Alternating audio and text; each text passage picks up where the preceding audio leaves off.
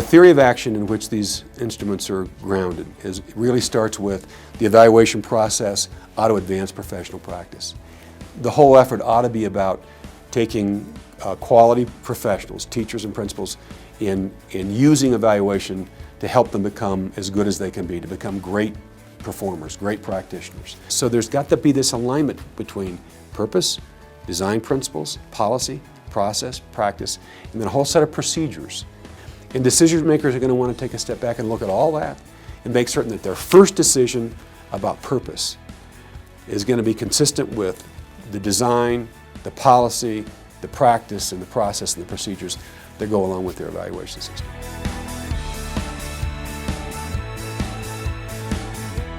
To have both a teacher and a principal evaluation instrument on the same platform, which gives us an evaluation system, allows a school district or a state to have common and consistent workflows so that not only do we have common vocabulary, but the whole process flows in a coherent timeline.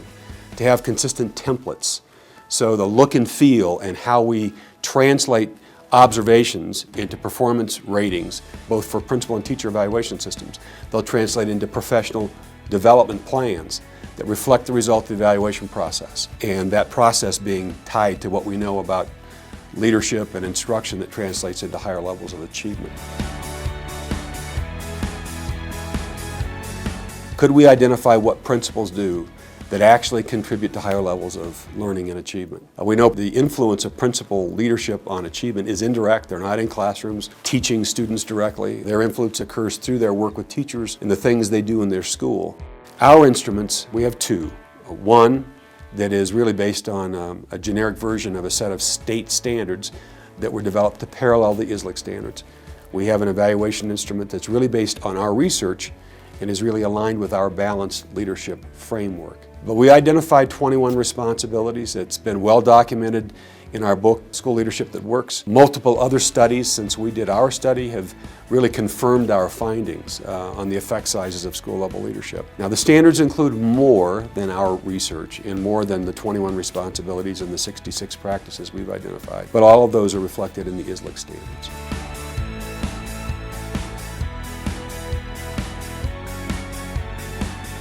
On the teacher side, the same thing is true. The meta-analytic studies we did surfaced what it is that teachers do that add value to the experience of kids that translate into higher levels of achievement. We convened panels of principals and of teachers and of district office administrators.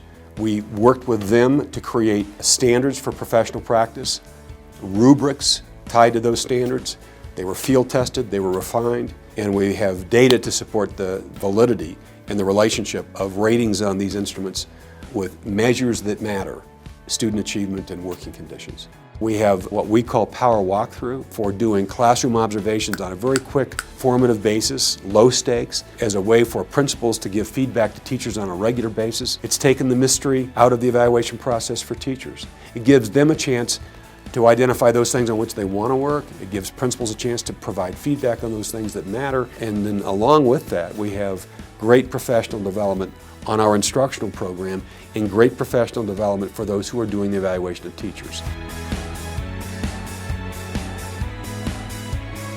We developed rubrics. They were reviewed and juried by practitioners. We field tested to make certain that the rubrics themselves and the descriptors really differentiate and discriminate between one level of performance and another. Then we collected data, looked at the data on the instruments in relationship to measures on leadership practice and measures of student achievement.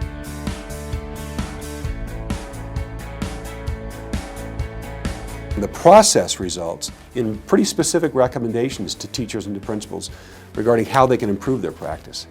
It's not to suggest that the instrument doesn't identify low performance, whether it's a supervisor of a principal dealing with low performance or a principal dealing with the low performance of a teacher. The system will identify and give people a chance to deal with those issues. But those are the exceptions to the rule. By far and away, the largest number of practitioners are on trajectories towards higher and higher levels of performance. And that's what this system reinforces. It produces the kinds of guidance that teachers and principals need to improve their performance.